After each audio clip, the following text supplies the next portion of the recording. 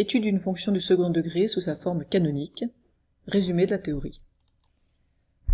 J'ai donc une fonction du second degré qui m'est donnée sous sa forme canonique, c'est-à-dire kx, elle associe a fois x moins h au carré plus k, où a, h et k sont des coefficients, des paramètres connus. On a déjà fait avec deux exemples, maintenant on va essayer de généraliser, donc comment est-ce qu'avec connaissant a, h et k, eh bien je peux déterminer des éléments caractéristiques de ma parabole qui va représenter graphiquement f.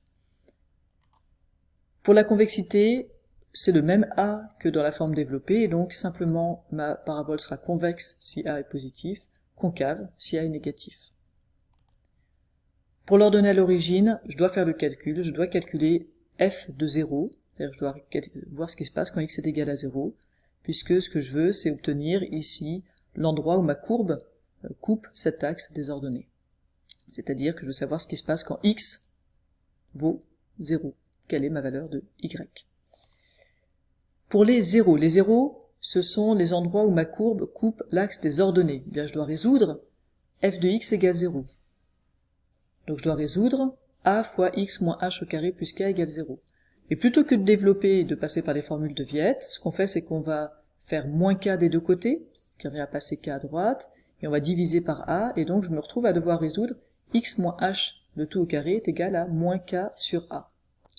Et là, en fonction du signe de moins k sur a, si c'est positif, ben je peux continuer la résolution, ça veut dire que mon carré doit être égal à quelque chose, et donc ce qui est à l'intérieur doit être égal à soit la racine de ça, soit moins la racine de ça, ou bien mon moins k sur a est égal à 0, dans ce cas-là j'ai qu'une seule solution, il faut que x moins h soit égal à 0, ou bien moins k sur a est négatif, et dans ce cas-là, je peux pas avoir un carré égal à quelque chose de négatif, et dans ce cas-là j'ai pas de solution.